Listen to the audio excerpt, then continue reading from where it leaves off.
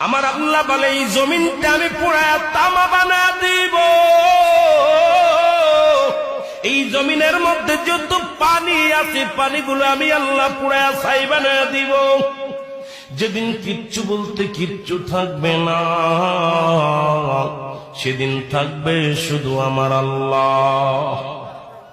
আজকে কার জন্য সুদ খাও, কার জন্য ঘুষ খাও, কার জন্য ব্যভিচার করো, কার জন্য অন্যায় করো রে মন, কার জন্য তোমরা এত বাহাদুরি করো।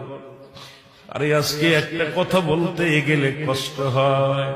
এই জমিনটা আল্লাহ পুরায়া তামা বানায়া দিবে।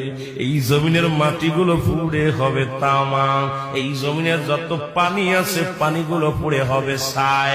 এই দুনিয়ার মধ্যে কিচ্ছু যেদিন থাকবে না, ওই তুরস্কের কত বাহাদুর, কত টাকাওয়ালা মিনিটের মধ্যে 30 সেকেন্ডের বমি